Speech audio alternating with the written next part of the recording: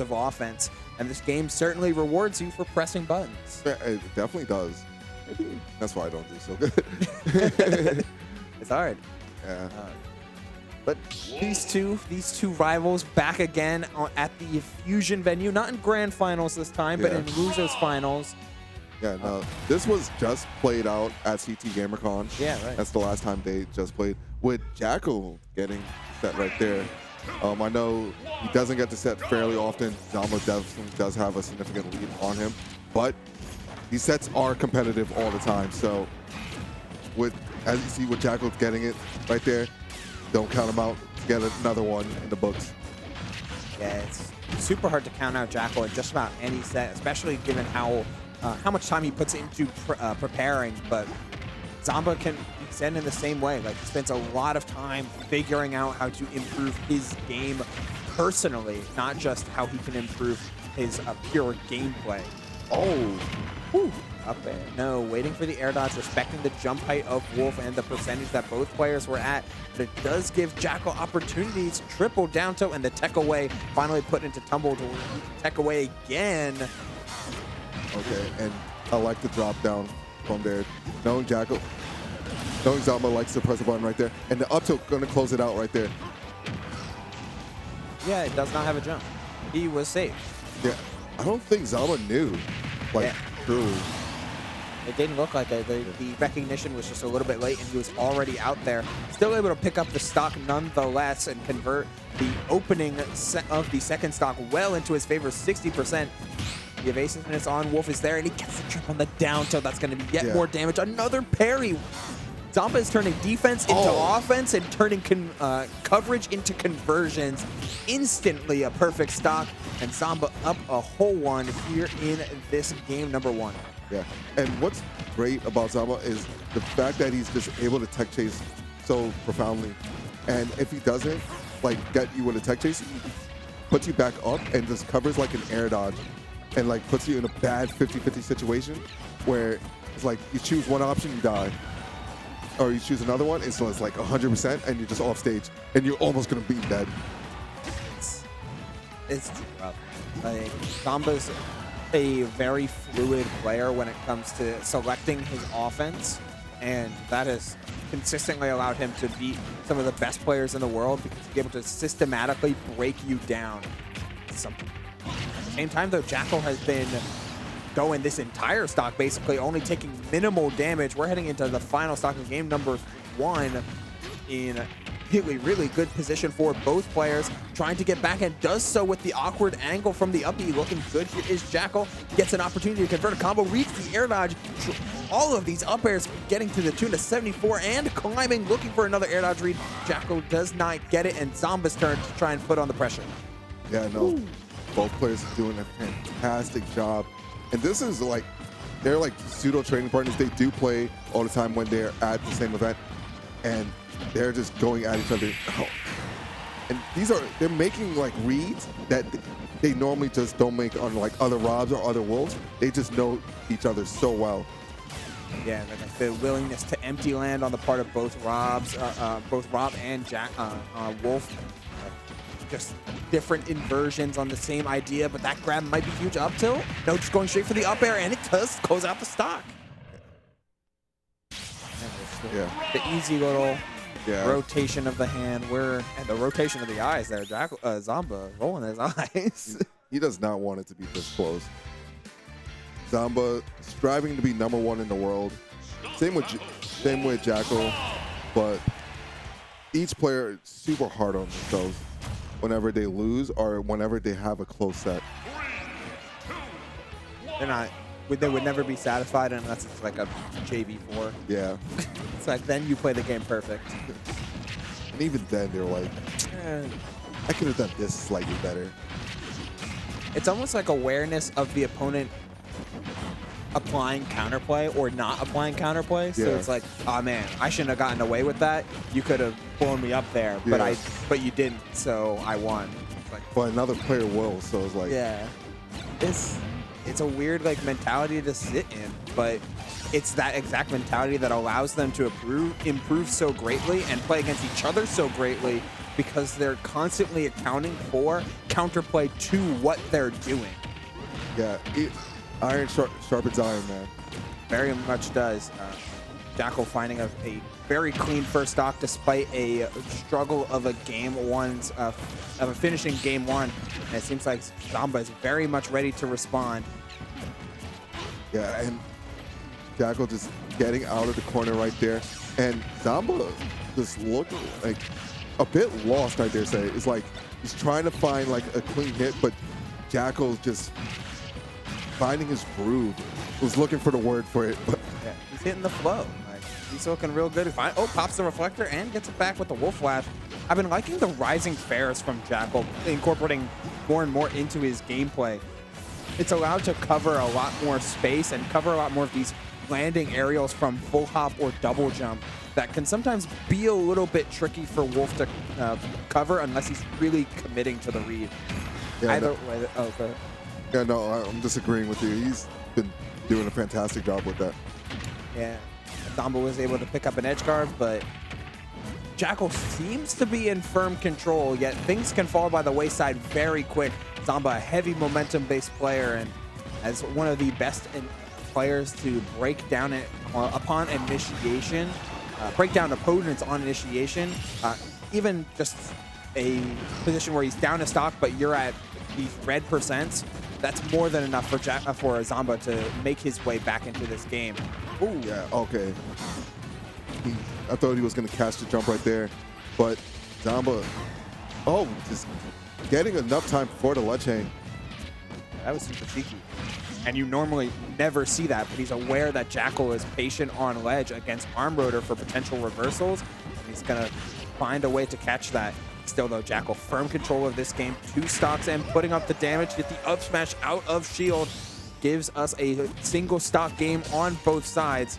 Let's see if Jakal is able to close it out in relatively standard fashion, or if he's able to get, or if Zomba is able to pull his way back into it. Yeah. All right, dash attack. Oh, no tech. Yeah, the tech chase has been steadily in Zomba's favor, but the chase off of the platform is going to get Jakal the game 1-1 finish. You're good, but I'm better. Looking good thus far. I like the timing mix-ups coming out from Jakal. He's looked a lot sharper in that game too in terms of making sure to cover Zomba's typical options. And whatever Zomba was doing up in the top blast zone, he was certainly not going to let him get away with it. Game 3 here, back on Pokemon Stadium 2. That's where I assume we will be for the entirety of this set. We're putting down the pressure. Oh, and reading the spot dodge immediately. Jakal taking any information he gained from games 1 and 2 and putting it to his benefit immediately. 86 now, potentially even more. Oh, yeah. And the second game 2 started, momentum just felt all on Jakal's side right now. And again, starting off this game super strong with these nairs, just covering Zomba spot dodges and air dodges with these nairs. But now in the Zomba vortex, This is certainly tough. Oh, the ledge hang the jump getting caught by, down to another attempt at a regrab. And whenever you get 2 framed by anything, you do not get your jump back. Zomba finding the stock first, but it's met very quickly by Jakal taking his first stock immediately. 2-2 apiece. Let's see if Zomba is able to start putting things together, because this offstage game is really starting to head into his favor, and that's no jump and a little bit of a cherry on top just to make sure. Zomba suddenly exploding here in this game number 3, taking 2 stocks off of the left side of the stage without much of a moment's notice. yeah, nah, Zomba's just out there, just rising up his level, basically saying he's had enough. But again, right back at you. Jakal's just not going down quietly. Both of these players, man, like whenever there's a deficit, it's always met with some crazy string or a deep opening, or at very least plenty of pressure on the opposing side. It's like whenever one raises the volume to 10, the other raises to 11. Just constantly meeting each other in a battle of pure explosiveness. Yeah, nah, they need to turn this down. But yeah, like all these defensive options we're seeing right there and overextensions are being called out by each other. Like if one of them just does like a poor defensive option that is not a parry, like somewhat of a roll or like an air dodge, it gets blown up. And we saw that recovery angle before as well. Like so much downloaded in both players' memory banks to exploit later on. And in the case of Zomba, he had seen that recovery angle from above, knows he can't two-frame it, but instead has to hit the recovery in the on transit to ledge, puts out a down smash in the perfect timing, takes game number 4, game number 3, leading us to game number 4. Yeah, and this one, now Jakal needs to win this game to push it to game 5 so he can get his run back with Syrup. Or will Zomba manage to bring this to grand finals? Let's see. Yeah, it's hard to say, but I mean, Syrup, certainly from a matchup perspective and a total history perspective, if he wants to win this bracket, would prefer to play against Jakal from that perspective, given the 3-0 in the 3-1 in winners finals, as well as some recent history. But you know, all 3 of these players, they're trying to compete at their best and at their hardest, and certainly Zomba and Jakal are pushing each other to the limit. But it's Zomba threatening stock early in this game number 4, not trying to give Jakal any quarter. Yeah, and so the dash in, just roll right back, just trying to bait Jakal into doing something. And, oh, yeah, just push him too far back. He could not make it.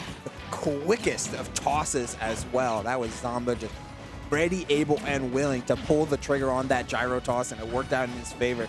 Even with all of his resources, Jakal wasn't able to make it back, and Zomba trying to put the pedal to the metal to the tune of 41% and potentially more. The jab afterwards, after the drop shield, anticipating a spot dodge, but Jakal didn't give it up. Yeah, good job from Jakal just jumping this time.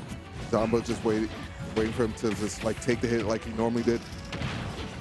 Yeah, good mash right there, but he needs to like clean up the stock. 93% on the second stock.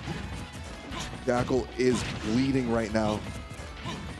He's tunneled really hard on this back air as the safest option to close out a stock, of which it is, but Zomba's not just gonna give up any stray kill option. He's gotta make Jakal earn it. Maybe an up air, maybe an up tilt. The later hit of dash attack not going to do it either. 160. The shield break. Yeah, the taunt, the teabag into the side B. Going to close the stock right there. Wow.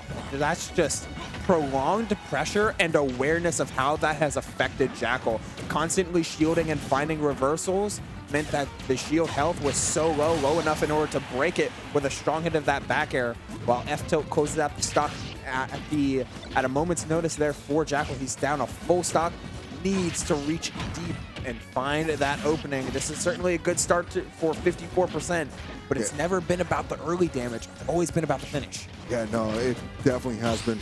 And okay, just pairing these pairs, like he's zoned in offensively and defensively, but Jakal now finding his momentum, just pushing Zomba to the corner. What can he do? The dash attack. We're chasing him down. Zomba never won in order to rest on his laurels. Always tries to push your buttons a little bit, get you uncomfortable, get you off kilter. Yeah, and that's the second time we've seen that miss. Like Jakal just hoping Zomba like either missed the tech or just techs in place right there, and it just has not worked out. Just both times he's rolled away from the situation. Yeah, attempting for some sort of like no mix-up maybe, but as long as you tech roll in or away, a lot of times you can survive those tech chases, except at extreme percents. But Rob's got a little bit of weight to him. He's going to survive some of these up air follow-ups. You can take plenty of these probably super stale, strong hit nairs, but a very fresh back air, even without the sweet spot, is going to take that stock. Don't look now here, Reggie. We could very much see the comeback. Oh, that's my bad. Yeah, no. Commentator's curse, man. Yeah, instantaneously. But Zomba loves those setups. The like fair or down tilt off the ledge into run off footstool. Like he's a big fan. Yeah, no, definitely just is like really cheeky with it too. Yeah. So it was like you would think you're gonna get hit by like most players, like 99% of players you're like going to like get in like an area and that's what you're on the lookout for. But nah, it's like footstool is a thing in this game, and it's being utilized in so many different ways. And great to see it utilized right there off stage, just making sure Jakal's just gone and out without pressing a real button. Yeah, like, now that you say it, like footstool has had like a renaissance here in Smash Ultimate, from phantom footstools offering invulnerability to footstool options out of shield to guarantee coverage on like cross-ups or just flat out kill confirms if you ever get too close to, with recoveries being weaker than what they were in Brawl and Smash 4, footstool makes for a very, very viable edge guarding option. Yeah, no, definitely. How about that? I think it's super great. Yeah. But like a really niche mechanic that was added like 3 games ago is now just being utilized in such fantastic ways in this game. Super, super cool. And we'll get to see 2 players that utilize it a ton. Zomba